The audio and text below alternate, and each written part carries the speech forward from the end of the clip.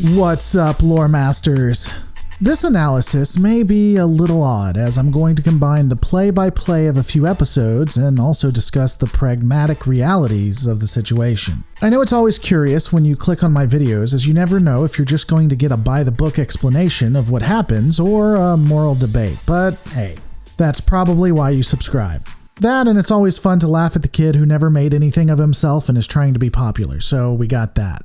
Looking at the genesis of the morphogenic virus, we first get a hint of its existence in DS9's When It Rains, Part 5. Bashir has reached out to Odo so he can do a morphogenic enzyme analysis on the changeling. The hope is to find some way to mimic changeling physiology to create replacement organs either during combat or in surgery. Having tissue that could simply become what you need it to would be critical in saving lives. Though if you're like Picard, you'll just take the mechanical counterpart, thank you very much. While doing his experiments, Ezri and Bashir are experiencing bad romantic writing that won't go anywhere for quite a while.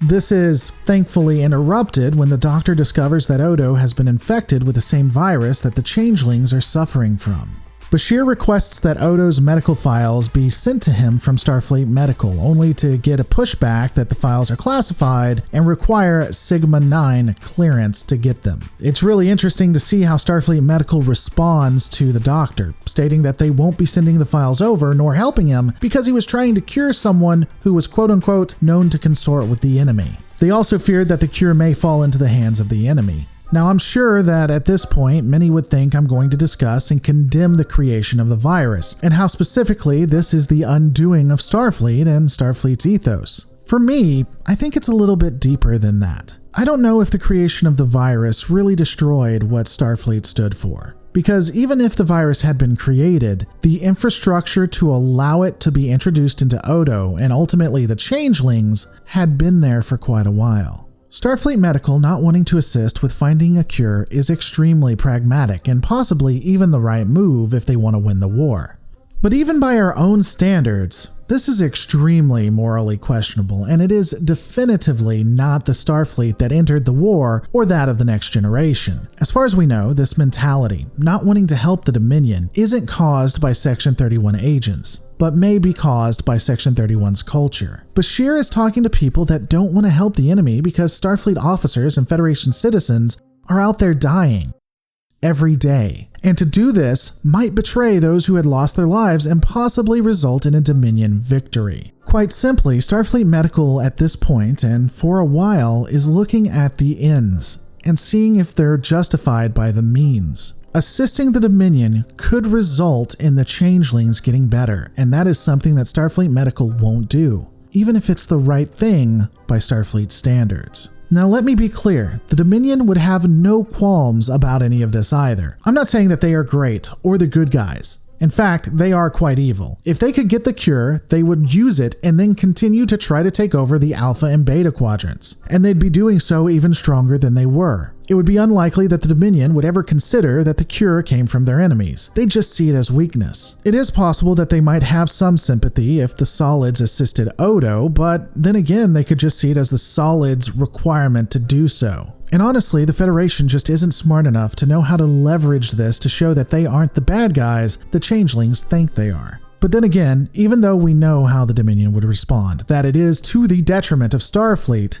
that's irrelevant. This isn't current day governments. This is Starfleet. And time and again, we are told Starfleet is above the fold. We see it in DS9's rules of engagement and most all of the Next Generation. We have been told since the beginning of the Next Generation that humans are better than the sums of their parts. We see a lot of that in the original series as well, though not to the extent TNG takes it. Again, we're told that Earth and a lot of the planets are paradise, and that everyone strives to be better than who they are, and that they're willing to help the enemy, even if that gets them killed. I am not a huge fan of Star Trek Picard, and I would have written that show, and Starfleet specifically, a lot different. But the decay of paradise isn't something that is unreasonable in future Star Trek series. In fact, I'm not sure that paradise is sustainable in this universe the way it's written, in both TNG and DS9. Even if we remove DS9 and we look at TNG only, we start to see the cracks. I know that people prefer Star Trek to be upbeat and show humanity at its best light and always be a fun romp, and that's fine. It's simply not what the writing is at this point. We've seen the decline of that type of mentality, again, probably since the Borg. And this is assuming that you ignore all of the original series that had a much more nuanced view on humanity and how things worked, but that's a conversation for another time. Either way, Bashir would receive pushback, as we've discussed, and be denied, saying that he needs the Sigma-9 clearance. We see a scene where Bashir talks about how Sisko had Sigma-9 clearance and that he wished he could see the surprised look on the officer's face. However, this was actually a scene that had been added in post. There was other footage that showed the captain discussing the issue with Starfleet Command. Sisko had, according to this deleted footage, been on Earth at the time and was with an admiral going over security concerns. I do have the footage. Unfortunately, the video is a bit grainy, but you can still have the audio. I'm going to take the hit to Content ID so you guys can listen to what they really had planned. Let's take a look at it. Oh, well, give me a moment to go and do a little negotiating with the ambassador. Hey, ambassador motherfucker, I need a favor. After receiving the documents, Julian realizes Starfleet Medical sent fake files to try and stunt his progress. Both Julian and O'Brien believe that Starfleet Medical would never do this, but they believe Section 31 would. Again, I disagree because Starfleet Medical did send the wrong files. At some level, probably multiple levels, they had to be complicit in doing this action.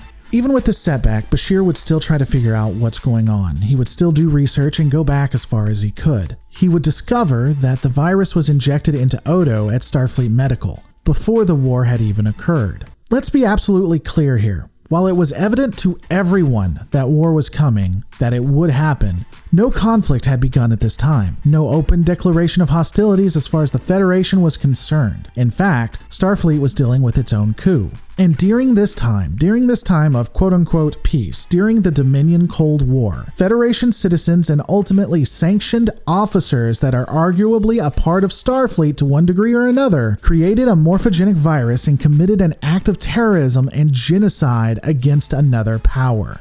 This was an act of war. This is no different than the Dominion utilizing the quickening, except for the fact that it was done in secret and the Dominion were proud of what they had done to that other race. The Dominion didn't want to hide the fact that they had used biogenic weapons.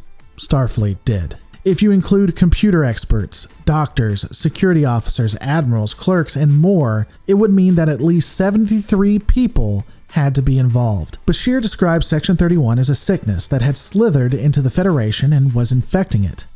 I disagree. I think we were now dealing with a culture that simply thought Section 31 was right.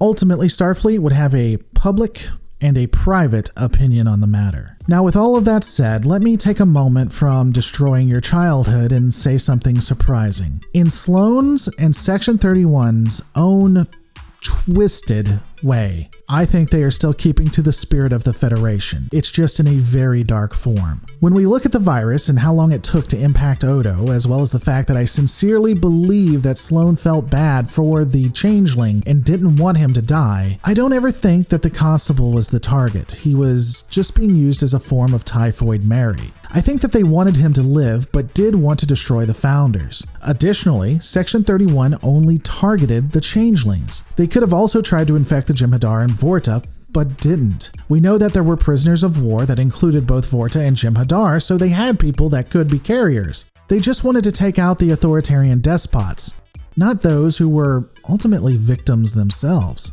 They couldn't have known that Odo would go through the changes that he did, or have so much contact with the female changeling. The fact he began to show symptoms and became infected was probably a very unlucky accident. I know it doesn't take the bitterness out of your mouth, but I sincerely believe that's what occurred. I also think that this is the difference between Deep Space Nine writing and Star Trek Picard writing. Bashir, with the blessing of Sisko ironically, would capture Sloane. Sloane would try to commit suicide with both Bashir and O'Brien going into his head and getting the information. Yeah. Bashir and O'Brien do find the cure. Though I will say this, Bashir sets up the machinery to bring them back when he raises his blood pressure, but they both know that the man will die in 43 minutes. Why not have 2 different fail-safes, or 3? Have it so that if he raises his blood pressure, it'll bring them back. If it looks like Sloane is going to die for sure, it'll bring them back. Or have it set for 40 minutes to bring them back. I'm just saying. But we'll discuss that at another time. And in another funny coincidence, the cure would require human DNA, human enzymes. I really can't help but see this as some form of a slight against the founders, an FU, if you will. But with Odo cured, the Dominion being in disarray would never get the cure. And I'm not convinced that had they gotten it, it would have helped anyway. But we'll discuss that on the next Lore Reloaded.